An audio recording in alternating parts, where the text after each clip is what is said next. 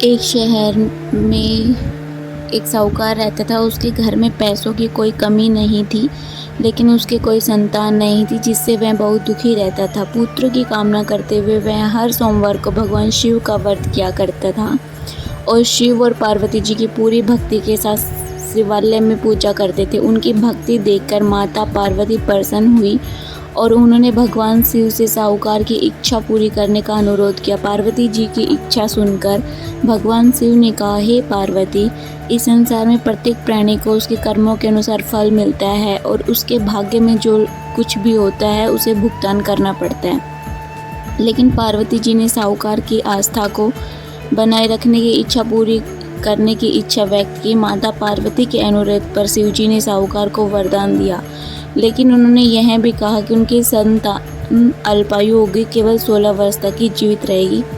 साहूकार माता पार्वती और भगवान शिव की यह बातचीत सुन रहा था। वह पहले की तरह शिव की पूजा करता रहा। कुछ समय बाद साहूकार ने एक पुत्र को जन्म दिया। जब वह बालक 11 वर्ष का हुआ तो उसने पढ़ने के लिए काशी भेज दिया गया।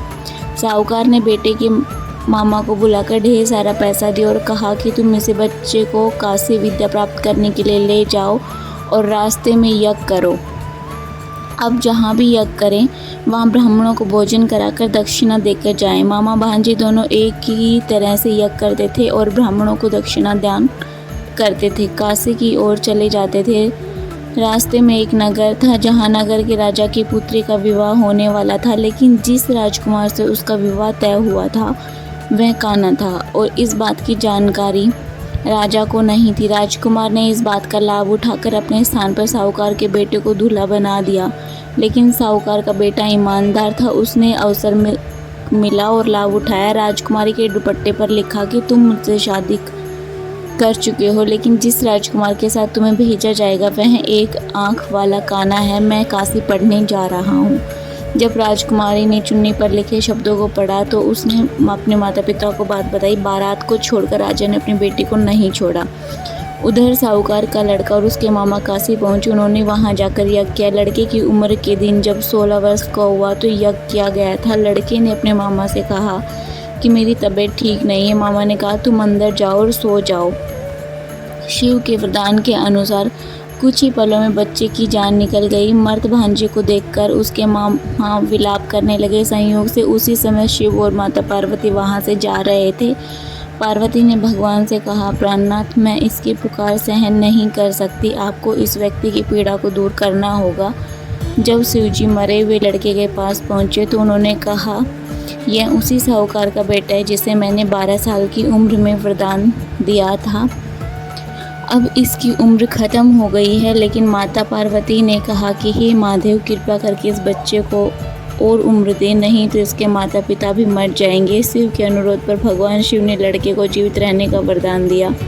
शिव की कृपा से वह बालक जीवित हो गया। शिक्षा समाप्त करके जब वह लड़का अपने मामा के साथ अपने नगर लौट रहा था तो दोनों चलते हुए उसी नगर में पहुंचे जहां उसका विवाह राजकुमारी के साथ हुआ था। उस नगर में भी उसने यज्ञ का आयोजन किया। उस नगर के राजा ने तुरंत उसे पहचान लिया। यज्ञ समाप्त होने पर राजा व्यापारी के बेटे और उसके मामा को महल में ले गए और उन्हें बहुत सारा धन वस्त्र देकर राजकुमारी के साथ विदा किया। लड़के के मामा ने नगर में पहुंचते एक दूत को घर भेजकर अपने आने की सूचना भेजी। बेटे के जीवित वापस लौटने की सूचना से व्यापारी बहुत प्रसन्न हुआ। व्यापारी और उसकी पत्नी ने स्वयं को एक कमरे में बंद कर रखा था। भूखे प्यासे रहकर दोनों अपने बेटे की प्रतीक्षा कर रहे थे। उन्होंने प्रतिज्ञा कर रखी थी कि यदि उन्हें अपने बेटे की मृत्यु का समाचार मिला तो दोनों अपने प्राण त्याग देंगे। व्यापारी अपनी पत्नी के साथ नगर के द्वार पर पहुंचा। अपने बेटे के जीवित होने और उसके विवाह का समाचार सुनकर उसकी पत्नी का ठिकाना न रहा। उसी रात भगवान शिव ने व्यापारी के सपने में आकर कहा, हे श्रेष्ठ जी, मैंने तेरे सोमवार व्रत करने और व्रत कथा सुनने से प्रसन्न होकर तेरे पुत्र को लंबी आयु प्रदान की है। ऐसा सुनकर व्यापारी काफ़ी प्रसन्न हुआ। तो थैंक यू फ्रेंड्स। आगे व्रत की कथा सुनने के लिए मेरे चैनल को सब्सक्राइब करना ना भूलें।